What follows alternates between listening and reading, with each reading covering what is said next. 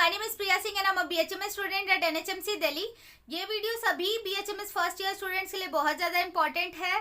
क्यों? क्योंकि जिन्होंने भी बीएचएमएस में अब एडमिशन ले लिया है, जो इसको पढ़ रहे हैं, समझ रहे हैं, उनको अभी तक बहुत अच्छे से समझ आ गया होगा कि फर्स्ट ईयर में ही इंट्रोड्यूस कर दिया गया है कि आपको केस टेकिंग लेना सीखना होगा। ठीक है, केस टेकिंग बहुत इंपॉर्टेंट पार्ट होता है होम्योपैथी का।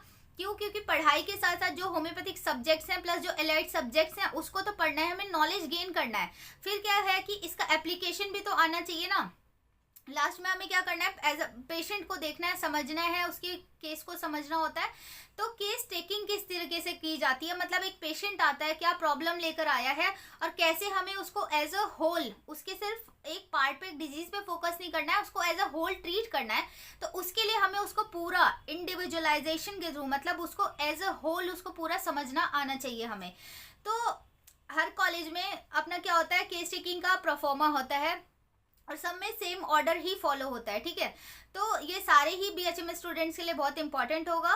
तो इसमें क्या है कि मैं आपको केस टेकिंग में कैसे कैसे क्या क्या पॉइंट्स लिए जाते हैं, क्या ऑर्डर होता है, वो मैं आपको बताऊंगी। केस टेकिंग जब फर्स्ट ईयर में सीख जाओगे, थोड़ा मतलब हैबिट बनाने के लिए इंट्रोड्यूस किया गया है, तब आप सेकंड, थर्ड और फोर्थ आगे आगे हम और भी ज़्यादा सीखते रहते हैं। We all are in a learning board. तो मैं भी सीख रही हूँ और साथ ही साथ मैं चाहती हूँ जितने पॉइंट्स मैं आपको बता सकूँ, किस तरीके से लिया जाता है, क्या है, जितना मैंने अपने टीचर से सीखा और मेरा थोड़ा सा जो भी जितना भी सीखा है मैं आपके साथ शेयर करना चाहती हूँ। सो केस टेकिंग जो है काफ़ी ब्रॉड होता है जब लिया जाता है। देखो, ये एक प्रोफार्मा है, ये नेहरू होम्योपैथिक मेडिकल कॉलेज का ये प्रोफार्मा होता है। इसमें केस टेकिंग का है, ये पूरे सारे पॉइंट्स कंसिडर किए जाते हैं, सारा लिया जाता है इस पेज पे। ठीक है, ये प्रोफार्मा है इसका। तो इस काफी बड़ा है, तो हम इस वीडियो को 3 पार्ट में केस टेकिंग को डिवाइड करेंगे। फर्स्ट पार्ट होगा जिसके अंदर कि हम जब पेशेंट आया है उससे बातचीत करना स्टार्ट कर रहे हैं, फिर हम उसकी क्या कर रहे हैं, पर्सनल हिस्ट्री तक पहुंच रहे हैं। ठीक है, बातचीत करके उससे पर्सनल हिस्ट्री निकलवा रहे हैं। ये मेल और फीमेल दोनों के लिए अप्लाई होंगे जितने भी पॉइंट्स हैं। फिर जो नेक्स्ट वीडियो होगी पार्ट 2, उसके अंदर हम ऑब्स एंड गायनी से स्टार्ट करेंगे, मतलब कोई जो फीमेल आई है तो पर्टिकुलरली ऑब्स एंड गायनी का जो हिस्ट्री होता है वहां से स्टार्ट करेंगे। फिजिकल जनरल, मेंटल जनरल को हम देखेंगे और जो लास्ट थर्ड वीडियो होगी उसके अंदर हम जनरल फिजिकल एग्जामिनेशन के क्या क्या पॉइंट्स होते हैं और थोड़े बहुत जो सिस्टमिक एग्जामिनेशन होता है, जो लैब वगैरह में करना होता है, इंस्ट्रूमेंट्स के थ्रू पता करना होता है, वो मैं आपको बताऊंगी। तो आज की जो पार्ट 1 वीडियो है, तो उसमें किस तरीके से क्या ऑर्डर करना होता है, किस तरीके से क्या क्या पॉइंट्स नोट डाउन करने होते हैं केस टेकिंग में, वो आज हम सीखने वाले हैं। सो विदाउट वेस्टिंग टाइम, काफ़ी ज़्यादा मैंने आपको इंट्रोडक्शन दे दिया किस तरीके से ये पूरी जो केस टेकिंग की एंटायर जो ये सीरीज बनेगी 3 पार्ट में, वो आपको समझ आ जाए। ठीक है, तो अब हम स्टार्ट करते हैं अपनी वीडियो को समझना। मैं बोर्ड पे आपको एक एक पॉइंट्स को बताती हूँ, आप बहुत अच्छे से या तो नोट डाउन कर लेना या फिर स्क्रीनशॉट ले सकते हो, उसको ले लेना, ये आपको बहुत काम आने वाली। जो केस टेकिंग में सबसे इंपॉर्टेंट पॉइंट बोला जाता है कि जो एक होम्योपैथिक फिजिशियन होता है उसको क्या होना चाहिए, कीन ऑब्जर्वर होना चाहिए। मतलब कि जब से उसका पेशेंट उसके रूम में एंटर किया, उसके क्लिनिक पे है, चाहे वो डॉक्टर फिजिशियन ओपीडी में बैठा है, कहीं भी बैठा है, तो जब से उसका पेशेंट उसकी क्या कर रहा है, रूम में एंटर कर रहा है, किस तरीके से उसका गेट था, मतलब एंट्री कैसे की उसने, उसका बॉडी कलरेशन क्या था, उस किस तरीके का बिहेवियर था, कहाँ पे कौन सा पैर उसने पहले रखा, कहाँ दर्द था, उसके चेहरे पे कैसा मतलब उसके एक्सप्रेशन क्या था, वो सब चीज नोट करने लगता है। तो ये बात होती है कि वो ऑब्जर्वर अच्छा होना चाहिए, उसको सब कुछ स्टार्ट कर देना चाहिए उसके पेशेंट के आते ही ऑब्जर्व करना। अब पेपर पे क्या क्या चीजें होंगी, उस परफॉर्मर क्या चीजें नोट होती हैं वो देखते हैं। तो केस टेकिंग के अंदर सबसे पहले क्या देखा जाता है, पेशेंट का नेम देखा जाएगा। ठीक है, नेक्स्ट पॉइंट इज एज, उसकी एज क्या है। एज इसलिए इंपॉर्टेंट है कि एज रिलेटेड डिसऑर्डर्स होते हैं वो फाइंड आउट करने में हेल्प होता है। जेंडर, जेंडर पता करना इसलिए इंपॉर्टेंट है कि कुछ बीमारियां होती है जो फीमेल में ज्यादा होती हैं, कुछ होती है मेल में ज्यादा होती हैं। ठीक है, इसलिए जेंडर पता करना है। ऑक्यूपेशन, ऑक्यूपेशन मीन्स कि किस तरीके का वो काम करता है, मे बी वो प्रॉब्लम उसकी जिस तरीके का काम कर रहा है, जहां पर मे बी फैक्ट्री में काम कर रहा हो, कॉटन फैक्ट्री में है या फिर किसी भी फैक्ट्री में, तो उसकी वजह से कोई प्रॉब्लम हो सकती है कि किस लॉन्ग स्ट्रेच में वो बैठने का काम कर रहा है, गार्ड है, या फिर उसको पता करना है कि क्या काम करता है, जिससे बहुत सारी चीजें पता चल जाएंगी हमें। नेक्स्ट इज एड्रेस पता करना होता है। एड्रेस पता करने का मतलब होता है कि उसकी लोकेलिटी का पता चलता है, हम थोड़ा सा आइडिया लगाते हैं कि अच्छा मतलब ये रूरल एरिया है या फिर अर्बन एरिया है, किस तरीके की कहाँ की लोकेलिटी में रह रहा है, उससे भी बहुत चीजें पता चलती हैं। ठीक है, डिजीज से रिलेट करेंगी वो सारी चीजें। नेक्स्ट इज अब ये सारी चीजें पता चल गई, और रिलीजन भी कई बार पूछा जाता है, रिलीजन से भी बहुत सारी बातें पता चलती हैं, वो भी एक इम्पोर्टेंट पॉइंट होता है। तो जो ये नेम था, एज था, उसका जो हम जेंडर पूछ रहे हैं, ये सब किस लिए पूछा जाता है, ताकि हम उसके साथ, जो पेशेंट है उसके साथ थोड़ा फेमिलियर हो जाए। जब हम उस किसी को होता है ना पर्टिकुलरली नाम से बुलाते हैं, तो वो थोड़ा और अटेंटिव हो जाता है, तो फिजिशियन उसके साथ 1 to 1 कांटेक्ट कर सके, उससे बातचीत कर सके, इजी वे में उससे कम्युनिकेट कर सके, इसलिए सारी चीजें पता करनी है। साथ ही साथ क्या बीमारियां हो सकती हैं उससे रिलेटेड, वो सारी चीजें थोड़ी हेल्प करती हैं हमें फाइंड आउट करने में। नेक्स्ट अब क्या होता है कि जो पेशेंट आया उसकी हमें क्या लेनी होती है, प्रेजेंटिंग कंप्लेंट या फिर चीफ कंप्लेंट, ठीक है, कि उसको प्रॉब्लम क्या है, उस समय वो क्या चीज की परेशानी लेकर आया है, और उसका ड्यूरेशन, मतलब हम पूछते हैं कि ये चीज आपको कब से शुरू हुई है, ठीक है। नेक्स्ट पॉइंट आता है एचओपीसी। पीसी के बाद क्या है, एचओपीसी मतलब history of presenting complaint. History of presenting complaint की ये जो प्रॉब्लम हुई है उसकी थोड़ी हम हिस्ट्री समझ रहे हैं। जैसे पूछा जाता है कि टाइम, ये प्रॉब्लम आपको शुरू कब हुई, कब से हुई है, ठीक है, ये इसका टाइम नोट किया जाता है। Then mode, mode of onset, मतलब कि किस तरीके से शुरू हुई, सडनली था या ग्रेजुअल था, मतलब कि कुछ खाने पीने से दिक्कत शुरू हो गई थी, चोट लगी थी, कोई एक्सीडेंट हो गया, क्या ऐसा हुआ, किस तरीके से सडनली एकदम से हो गई, या फिर धीरे धीरे बहुत पहले से ही आपको ये प्रॉब्लम शुरू हुई थी।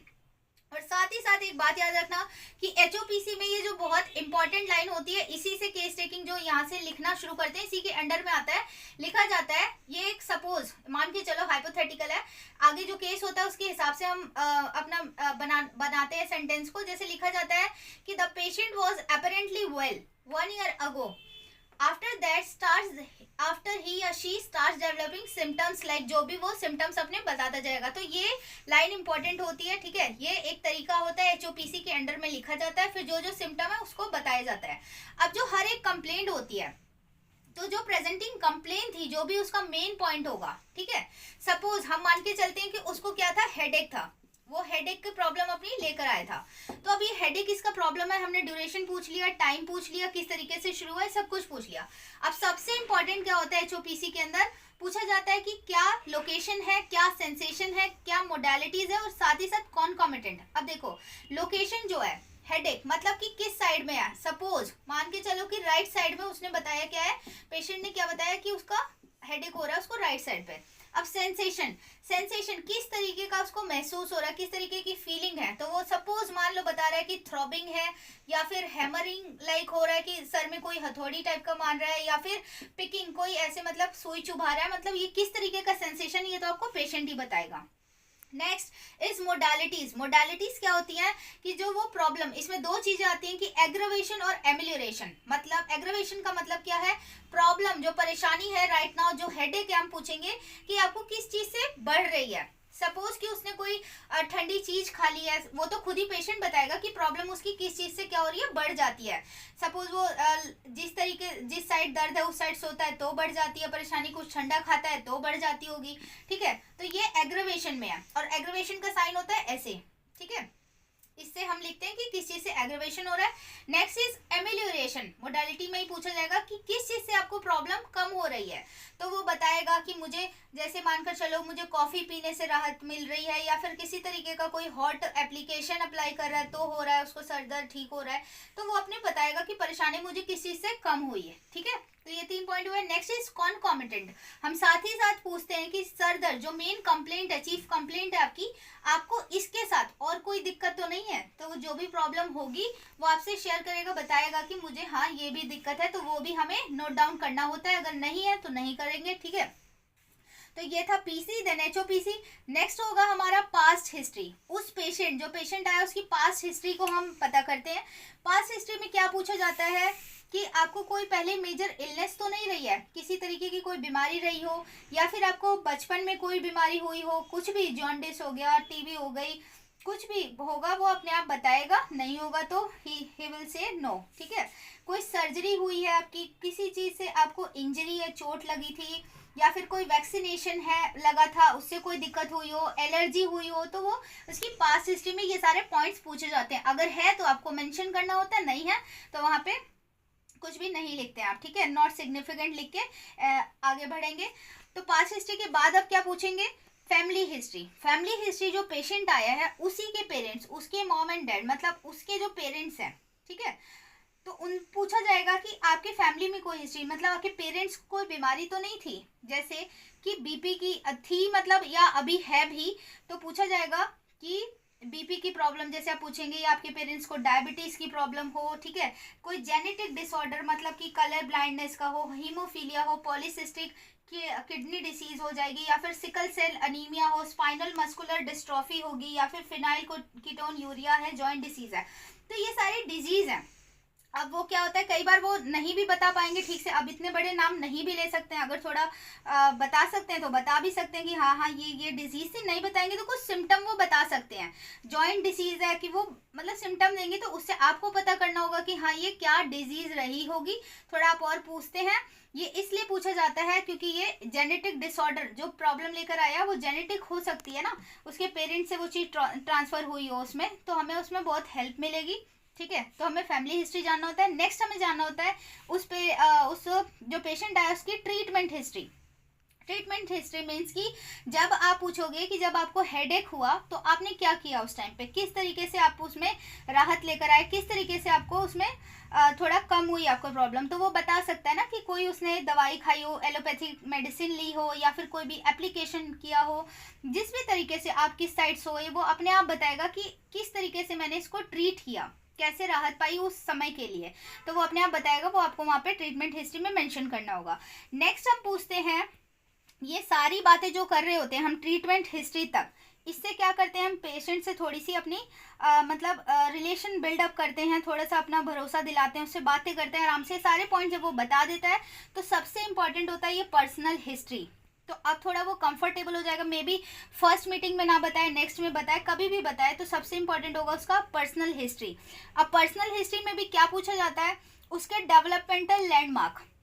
डेवलपमेंटल लैंडमार्क मतलब कि उसको डेंटिशन, उसको दांत कब आए थे, नॉर्मल बच्चों के कंपैरिजन में छोटे बचपन में उसने बात कब करना शुरू किया, उसने चलना कब शुरू किया, ये सारे पॉइंट्स आते हैं डेवलपमेंटल लैंडमार्क में। मे भी किसी किसी को याद रहता है तो बता देता है, कई बार वो पेरेंट्स से अपने पूछते हैं बातचीत में, नेक्स्ट मीटिंग में बताएंगे या उस टाइम याद है तो बता सकते हैं। ठीक है, तो ये डेवलपमेंटल लैंडमार्क। नेक्स्ट हम पूछते हैं डाइट। डाइट वो वेजिटेरियन है या फिर नॉन वेजिटेरियन है। अब होता है ना, पहले कोई एकदम से नहीं बताता है कि मैं नॉन वेज खाता हूँ, कई बार हिचकते हैं, बट थोड़ी बातचीत के बाद वो थोड़े कंफर्टेबल हो जाएंगे तो वो अपने आप बता देंगे वेजिटेरियन है, नॉन वेजिटेरियन है। ये किस लिए जानना ज़रूरी है, क्योंकि कुछ चीज़ें हैं जो न्यूट्रिएंट्स होते हैं, विटामिन होते हैं, वो वेजीज से मिल रहे होते हैं, तो अगर उसमें डेफिशिएंसी होगी किसी की भी, विटामिन ए की कमी है, सी की कमी है, डी की कमी है, कुछ भी एनी विटामिन एंड मिनरल, तो वो हमें थोड़ा सा हेल्प करेगी उस चीज़ को, उस बीमारी को समझने में। ठीक है, नेक्स्ट इज हम पूछते हैं कोई आपको एडिक्शन तो नहीं है, मतलब किसी प्रकार का कोई लत तो नहीं है आपको, फॉर एग्जांपल कोई अल्कोहल आप लेते हैं, या टोबैको है, या ड्रग लेते हैं, या फिर स्मोकिंग और एनीथिंग। ये ऐसा है पॉइंट कि ये कोई पहली बार में तो बिल्कुल भी नहीं बताएगा, कंफर्टेबल होगा जब आप इजीली उससे बातचीत करेंगे, पूछेंगे, तभी ये बताएगा, तो वो बहुत इंपॉर्टेंट होगा। मार्क फीचर मतलब लिख दोगे आप वहाँ पे, क्यों, क्योंकि बहुत सारी बीमारियाँ इससे भी रिलेटेड होती हैं। बीपी की प्रॉब्लम है, टोबैको लेता है, तो उससे क्या होता है, एड्रेनलिन नॉन एड्रेनलिन रिलीज करता है ये टोबैको, तो वो क्या होता है, बीपी की प्रॉब्लम बढ़ा रहा है, तो हमारा काम क्या होगा, दवाई से ज़्यादा ज़रूरी क्या हो गया उसको, ये टोबैको की जो एडिक्शन है, ये आदत है, वो हमें छुड़वाना ज़्यादा ज़रूरी है, काउंसिल करना भी ज़रूरी है उस पॉइंट पे। ठीक है, इसलिए इंपॉर्टेंट है। नेक्स्ट इज उसका हम पूछते हैं मैरिटल स्टेटस क्या, मीन्स ही इज़ मैरिड और अनमैरिड, ही और शी जो भी है, कि वो मैरिड है या अनमैरिड है, इससे भी बहुत सारी प्रॉब्लम्स का हमें पता चलता है। बीच में रिलेशन कैसा है उनके, थोड़ा वो अगर शेयर करते हैं कंफर्टेबली, तो मतलब होता है ना कि स्ट्रेस हो किसी तरीके का, या फिर एंजाइटी हो, या कोई प्रॉब्लम चल रही हो, तो उससे भी बहुत सारी परेशानियां होती हैं, तो मैरिटल स्टेटस में आती हैं वो सब। नेक्स्ट इज हम पूछते हैं कि एनवायरनमेंट एट द होम और वर्किंग प्लेस, जिस जगह पे वो रह रहे हैं, चाहे अभी अब एक किस एज ग्रुप के आए हैं, मतलब एज ग्रुप पे डिपेंड करेगा ना कि स्टूडेंट है या फिर ओल्ड एज का है, या कोई भी है, फीमेल है, वर्किंग फीमेल है, या घर पे हाउसवाइफ है, तो पता करना होगा कि किस तरीके का एनवायरनमेंट है, वो कहाँ पर रहती है, किस तरीके का माहौल है, मतलब कुछ लड़ाई झगड़े, कोई डिस्प्यूट हो रहा है घर में, या फिर ऑफिस में किस तरीके का माहौल है, या तो ये जानना बहुत ज़रूरी होता है, इससे भी बहुत सारी चीज़ें हमें पता चलती हैं। सो ये था पूरा पार्ट 1 वीडियो किसका, केस टेकिंग का, जिसके अंदर हम ये सारे पॉइंट्स हमने क्या सीखा, प्रेजेंटिंग कंप्लेंट, नेक्स्ट पूछते हैं हम एचओपीसी में 4 पॉइंट, एलएसएमसी ठीक है, LSMC लिखना होता है। नेक्स्ट हम पूछते हैं उसकी क्या पास्ट हिस्ट्री पूछते हैं उस जो पेशेंट आया है। नेक्स्ट हम पूछते हैं उसकी फैमिली हिस्ट्री के बारे में पूछा जाता है। नेक्स्ट उसमें पूछा जाएगा कि उसने क्या ट्रीटमेंट लिया, ट्रीटमेंट हिस्ट्री पूछते हैं। देन हम आते हैं उसकी किस पे, पर्सनल हिस्ट्री पे। पर्सनल हिस्ट्री के बाद हम पूछते हैं उसका एनवायरमेंटल या एनवायरमेंट जहाँ पे वो वर्किंग प्लेस, उसकी जगह पर जहाँ काम कर रहा है वहाँ पर कैसा एनवायरमेंट है। तो ये था पार्ट 1 वीडियो। नेक्स्ट वीडियो में हम जो मैंने आपको पहले ही बता दिया क्या चीज़ सीखेंगे। सो आई होप कि अभी तक कि आपको सारा पॉइंट, फर्स्ट जो वीडियो इसके सारे पॉइंट समझ आ गए हैं। आप इसको अच्छे से क्या करें, नोट डाउन कर लें, और बार बार इसको एकदम से नहीं समझ आता तो रिपीटेडली आपको पढ़ना पड़ेगा, समझना पड़ेगा। और जितना आप केस लेंगे, पेशेंट से बात करेंगे, चीज करेंगे, तो आपको बहुत सारी चीजें पता चलती जाएंगी। So that's it, part 1 video. Next video में पार्ट 2 कंटिन्यू करेंगे। Thank you so much.